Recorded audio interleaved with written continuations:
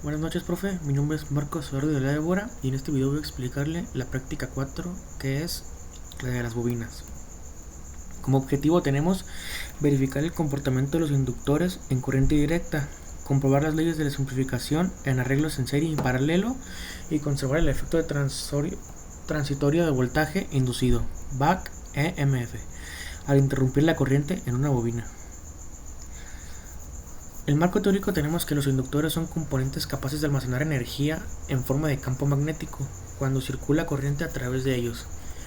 Su comportamiento está descrito por la ley de Faraday y la ley de Lenz, las cuales establecen que el voltaje inducido en una bobina depende de la rapidez con que cambia la corriente. En corriente directa y estado estable, la corriente permanece constante, por lo que el inductor se comporta prácticamente como un cortocircuito. Además, los inductores pueden combinarse en serie y paralelo para obtener valores equivalentes de inductancia. Cuando la corriente se interrumpe bruscamente, la bobina genera un voltaje transitorio conocido como BAC EMF, el cual puede producir picos de tensión elevados.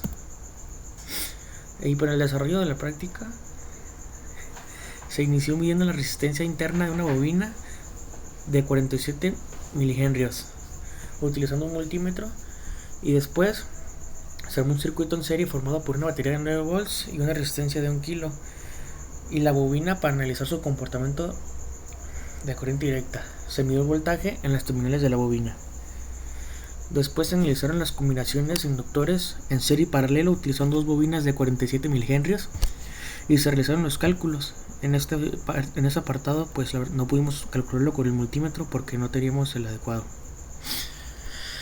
Y por último, se implementó un circuito con un pulsador y un diodo LED conectado en polarización inversa respecto a la bobina para observar el fenómeno de BAC EMF.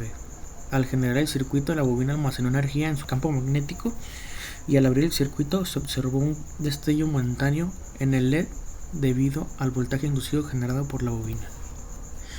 En descripción de errores, pues la verdad, el único error que tuve fue medir mal la resistencia, porque la estaba midiendo junto con la bobina de 1 kilo y no separada. Y esos son los resultados. Este resultado es de la resistencia interna. La segunda imagen es del voltaje y ese es el video de prueba.